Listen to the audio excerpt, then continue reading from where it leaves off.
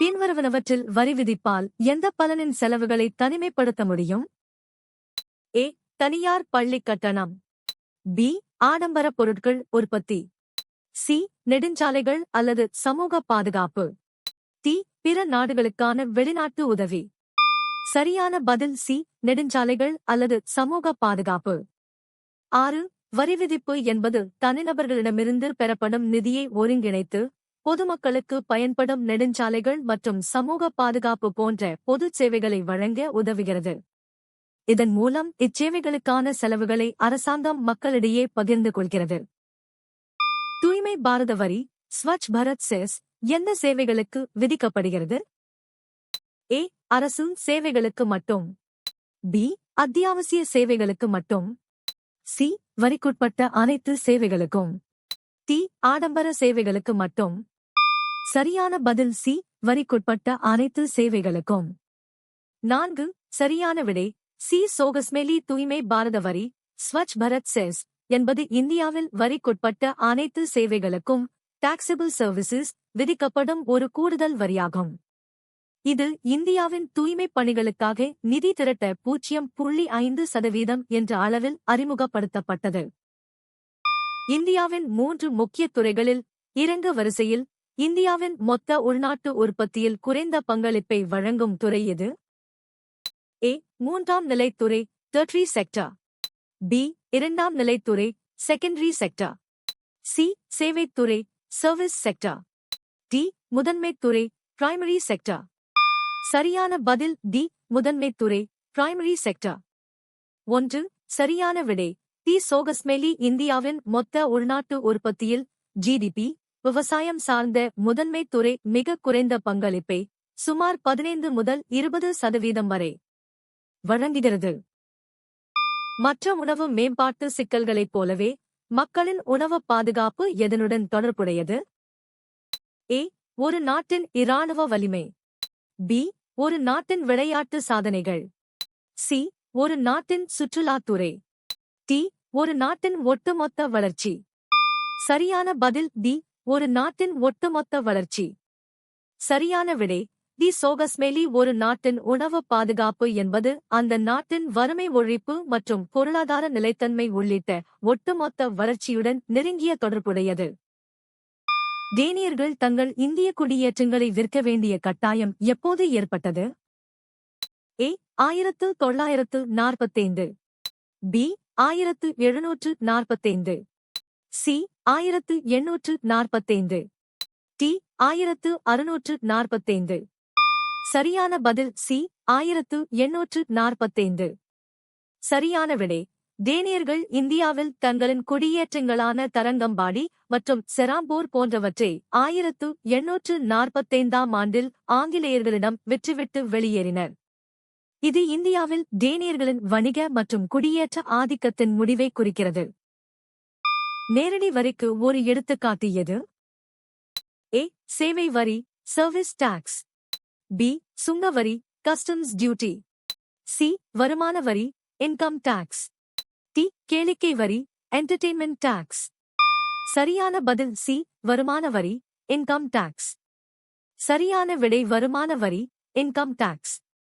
ஏனெனில் இது ஒரு தனிநபரின் வருமானத்தின் மீது நேரடியாக விதிக்கப்படுகிறது மற்றும் இதன் வரி சுமையை மற்றவருக்கு மாற்ற முடியாது.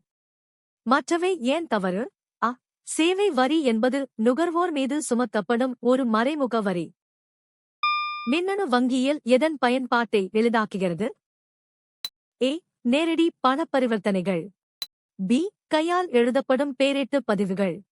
சி. நிதியை மாற்றுவதற்கான மின்னணு வழிமுறைகள். டி. பாரம்பரிய வங்கி நேரங்கள். சரியான பதில் சி. நிதியை மாற்றுவதற்கான மின்னணு வழிமுறைகள். 3. மின்னணு வங்கியியல் இ-பேங்கிங் இணையம் வழியாக நிதியை ஒரு கணக்கிலிருந்து மற்றொரு கணக்கிற்கு உடனடியாக மாற்ற உதவுகிறது.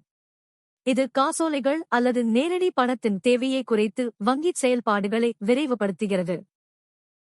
எந்த வகையான பொருட்களின் மீதான வரிகள் வளர்விகித தன்மை கொண்டவை என்று குறிப்பிடப்பட்டுள்ளது? ஏ. அத்தியாவசிய பொருட்கள் எசென்ஷியல் குட்ஸ்.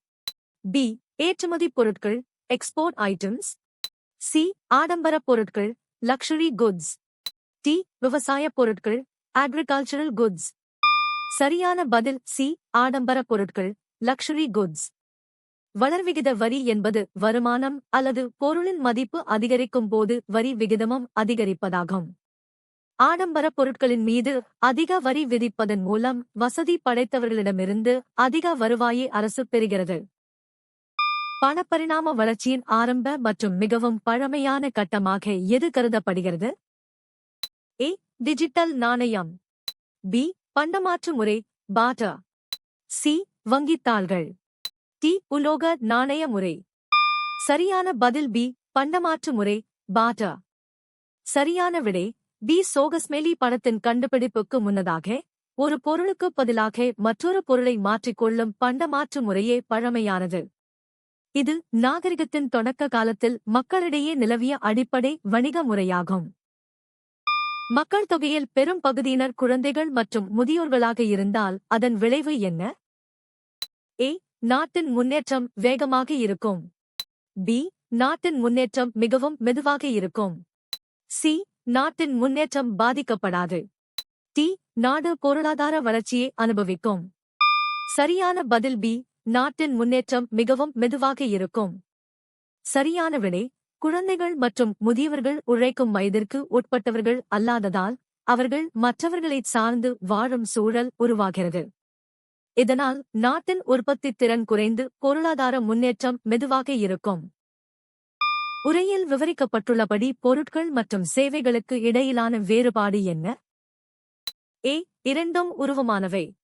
பி. பொருட்கள் உருவமானவை, சேவைகள் உருவமற்றவை. சி. இரண்டும் உருவமற்றவை. டி. பொருட்கள் உருவமற்றவை, சேவைகள் உருவமானவை.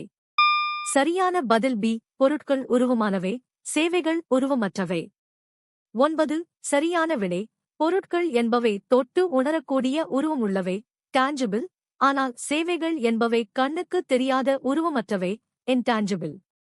உதாரணமாக, ஒரு புத்தகம் ஒரு பொருள், ஆனால் ஆசிரியர் கற்பித்தல் என்பது ஒரு சேவையாகும். பின்வருவனவற்றில் ஒற்றைப்படை எது? ஏ. காகிதம், பேப்பர். பி. காற்றாலை ஆற்றல், wind energy. சி. சூரிய ஆற்றல், solar energy. டி. இயற்கை எரிவாயு, natural gas. சரியான பதில் ஏ. காகிதம், பேப்பர். 9. சரியான விடை ஏ. சோகஸ்மெலி காகிதம் என்பது ஒரு பொருள் அல்லது உற்பத்தி பண்டம், ஆனால் மற்ற மூன்றும் ஆற்றல் மூலங்கள், எனர்ஜி சோர்சஸ் ஆகும். காற்றாலை, சூரிய ஆற்றல் மற்றும் இயற்கை எரிவாயு ஆகியவை மின்சாரம் அல்லது வெப்பத்தை உருவாக்கும் எரிசக்தி வகைகளாகும். எந்த நிறுவனம் புனேயில் தலைமையிடத்தை கொண்டுள்ளது? A. Hero MotoCorp, Hero MotoCorp. B. TVS, TVS. C. Bharti Airtel, Bharti Airtel. D. Bajaj, Bajaj. சரியான பதில் டி. பஜாஜ், பஜாஜ். பஜாஜ் ஆட்டோ நிறுவனம் மகாராஷ்டிராவின் புனே நகரை தலைமையிடமாக கொண்டு செயல்படுகிறது. இது இந்தியாவின் முன்னணி இருசக்கர மற்றும் முச்சக்கர வாகன உற்பத்தி நிறுவனமாகும். ஹீரோ மோட்டோகார் புது தில்லியை தலைமையிடமாக கொண்டுள்ளது. இந்தியாவில் மறைமுக வரிகளின் நவீன வரலாறு எப்போது தொடங்கியது? ஏ. 19ஆம் நூற்றாண்டின் பிற்பகுதி. பி. 19ஆம் நூற்றாண்டின் முற்பகுதி. சி. 20ஆம் நூற்றாண்டின் முற்பகுதி. டி. 20ஆம் நூற்றாண்டின் பிற்பகுதி. சரியான பதில் சி. 20ஆம் நூற்றாண்டின் முற்பகுதி. சரியான விடை சி. சோகஸ்மெலி இந்தியாவில் மறைமுக வரிகளின் நவீன வரலாறு 20ஆம் நூற்றாண்டின் முற்பகுதியில், குறிப்பாக உப்பு, சர்க்கரை மற்றும் எரிபொருள் மீதான மத்திய கலால் வரிகள் விதிக்கப்பட்ட காலத்திலிருந்து தொடங்குகிறது. எந்த காரணி பயிரிடும் நிலத்தின் அளவை அதிகரிக்க முடியும்? ஏ. குறைந்த மழைப்பொழிவு. பி. குறைக்கப்பட்ட நீர்ப்பாசனம். சி. அதிகரித்த தரிசு நிலம். டி. சரியான காலத்தில் போதுமான மழை. சரியான பதில் டி. சரியான காலத்தில் போதுமான மழை. சரியான நேரத்தில் பெய்யும் மழை மண்ணின் ஈரப்பதத்தை அதிகரித்து பயிர் சாகுபடிக்கு உகந்த சூழலை உருவாக்குகிறது. இது தரிசு நிலங்களை விளைநிலங்களாக மாற்றவும் சாகுபடி பரப்பை அதிகரிக்கவும் உதவுகிறது. தனியார் துறை உற்பத்தி நடவடிக்கைகளை எவ்வாறு நிர்வகிக்கிறது? ஏ. பாரம்பரிய முறைகளின் அடிப்படையில். பி. வெளிப்புற செல்வாக்கு இல்லாமல். சி. ஒரு அறிவியல் முறையில். டி. அரசாங்க உத்தரவுகள் மூலம். சரியான பதில் சி. ஒரு அறிவியல் முறையில். சரியான விடை சி. சோகஸ்மெலி தனியார் துறை தனது உற்பத்தி திறனை அதிகரிக்கவும் லாபத்தை ஈட்டவும் நவீன மேலாண்மை மற்றும் அறிவியல் முறைகளை பின்பற்றுகிறது. இது தரவு அடிப்படையிலான முடிவுகள் மற்றும் வளங்களை சரியாக பயன்படுத்துவதை உறுதி செய்கிறது. தேசிய வருமானத்தை அளவிடும்போது பொதுவாக கருதப்படும் கால அளவு எவ்வளவு? ஏ. அரை ஆண்டு, half a year. பி. ஒரு காலாண்டு, a quarter. சி. ஒரு ஆண்டு, a year. டி. ஒரு மாதம், a month. சரியான பதில் சி. ஒரு ஆண்டு, a year. 5. சரியான விடை சி. சோகஸ்மெலி ஒரு நாட்டின் தேசிய வருமானம் என்பது பொதுவாக ஒரு நிதியாண்டில் ஏப்ரல் 1 முதல் மார்ச் 31 வரை உற்பத்தி செய்யப்பட்ட அனைத்து இறுதிப் பொருட்கள் மற்றும் சேவைகளின் மொத்த மதிப்பை குறிக்கும். நேரடிச் சேவைகளைத் தவிர இந்த துறை மக்களுக்கு வேறு என்ன நன்மையை வழங்க நோக்கமாக கொண்டுள்ளது? ஏ. அதிக செலவுள்ள சிறப்பு மருத்துவ பராமரிப்பு. பி. சர்வதேச பயணப் பொதிகள். சி. பிரத்யேக முதலீட்டு வாய்ப்புகள். டி. வேலை வாய்ப்புகளை உருவாக்குதல். சரியான பதில் டி. வேலை வாய்ப்புகளை உருவாக்குதல்.